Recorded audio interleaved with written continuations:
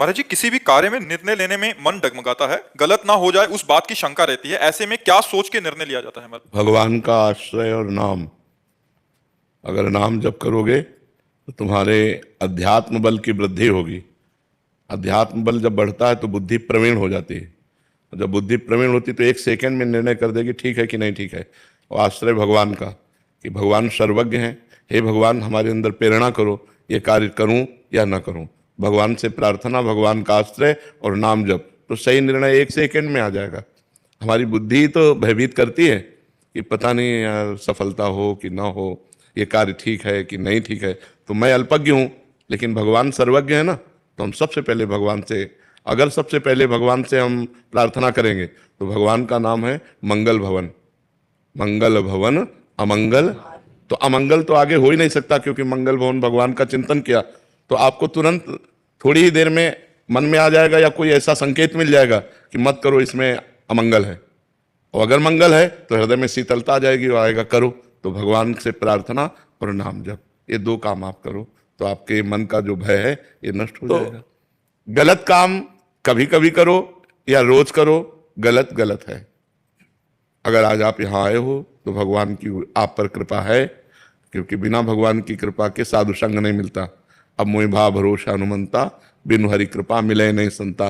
तो कुछ तो ले लो और कुछ दे दो, ज्ञान ले लो और दुर्गुण दे दो। तो नियम लो आज से कि आप शराब नहीं पियोगे। पक्का? मौन होके नहीं जी, पक्का गुरु जी। हाँ, आज से शराब नहीं पियोगे। भगवान से प्रार्थना करते हुए, नाम जप करते हुए अच्छे बनो, क्यों गलत कार्य करो। ब्रह्मा जी के 4 पुत्र हैं, वैसे तो सब सृष्टि ही है, सतयुग, त्रेता, द्वापर और कलयुग। जब नरक की सृष्टि हुई तो ब्रह्मा जी ने सतयुग से कहा जब तुम्हारा राज्य आएगा बेटा तो नरक की तरफ भी ध्यान रखना, क्योंकि वो खाली नहीं रहना चाहिए। तो उनका हमारे राज्य में कोई नरक नहीं जाएगा। तो त्रेता से कहा तो उनका बड़े भैया जिस मार्ग में चलेंगे उसी मार्ग में हम चलेंगे। द्वापर से कहा तो द्वापर ने कहा पिताजी आपकी आज्ञा का कुछ कुछ पालन करने की कोशिश करूंगा। जब कलयुग से कहा तो कलयुग ने कहा पिताजी जैसे बड़े भैया के राज्य में कोई नरक नहीं जाएगा, ऐसे मेरे राज्य में कोई स्वर्ग नहीं जाएगा, मैं पूरा नरक हाउसफुल करूंगा। समझ रहे हो ना? तो उसी का राज्य चल रहा है। तो आप जैसा कह रहे हो ना कि अगर शराब ना पिए तो लोग कहते इसे बात मत करो, शराब नहीं पीता, शराब पीता है इसलिए बात करो, मतलब टोटल नरक। कलयुग ने वादा किया है, कलयुग ने वादा किया कि कोई भूल चूक से भगवत प्राप्ति कर ले या स्वर्ग चला जाए, नहीं सीधे हम पूरा नरक हाउसफुल करेंगे। तो देखो, शराब पीना, पराई स्त्री से व्यभिचार करना, मांस खाना, चोरी करना, जुआ, घूस, अपराध प्रवृत्ति, ये बढ़ती चली जा रही है। आप देखो ना, बिल्कुल नॉर्मल हो गई है। बिल्कुल।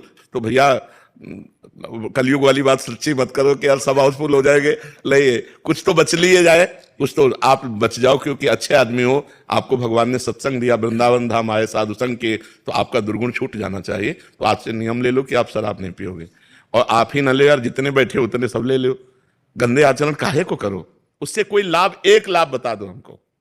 अगर एक भी लाभ हो तो हम उसको छोड़ने की कोशिश करें। हमारे शास्त्रों में तो निषेध है ही, लेकिन प्रगट में भी एक भी लाभ हो तो, किसी भी तरह की अगर अच्छाई होती तो हम उसको सपोर्ट करते। एक भी अच्छाई नहीं, और अंदर जाकर के हमारे किडनी को, हमारे लीवर को, हमारे दिल को, हमारी आंतों को नुकसान पहुंचाती है, जिसमें मृत्यु निश्चित हो सकती है। ऐसे व्यसन को क्यों किया जाए जिसमें हमारे अंगों की हानि हो, पैसे की हानि हो, बुद्धि की हानि हो। और समाज भी हंसता है जब कोई ज्यादा नशे में हो जाता है, ऐसे पड़े दिखाई देता है तो समाज हंसता है। तो इसलिए हमें लगता है भाई इसे छोड़ दो, ठीक है, और भगवान का आश्रय लो, नाम जप करो, अच्छे आदमी बनो, बुरे आदमियों की संगति से बचो, नहीं तो बहुत हानि हो जाती है। और आज बहुत बुराइयां बढ़ रही हैं। अगर अध्यात्म से कोई जुड़ा नहीं है तो उसमें बुराइयां ही बुराइयां भरती चली जाती हैं।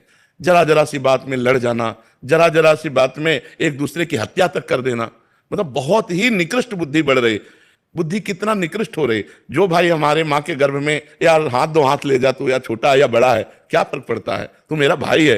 भ्रातृ प्रेम नहीं रह गया, पति पत्नी में प्रेम नहीं रह गया, पिता पुत्र में प्रेम नहीं रह गया। कितना मतलब ऐसे आचरण फैल रहे हैं जो सुने नहीं जा सकते। बेटा माँ को मार रहा है, माँ बेटे को मार रही है, पति पत्नी को मार रहा है, पत्नी पति को मार, मतलब कहीं विश्वास, प्रेम, ये सब हटता चला जा रहा है। क्यों हटता चला जा रहा है? क्योंकि दुराचार बढ़ रहा है। व्यभिचार बढ़ रहा है, नशे बढ़ रहे हैं, गंदी बातें बढ़ रही हैं, पूरी गृहस्थी चौपट होती चली जा रही। आज हमारा समाज गिरता चला जा रहा है। अगर उठा सकता है कोई तो अध्यात्म उठा सकता है, और अध्यात्म को लोग ज्यादा प्यार नहीं करते।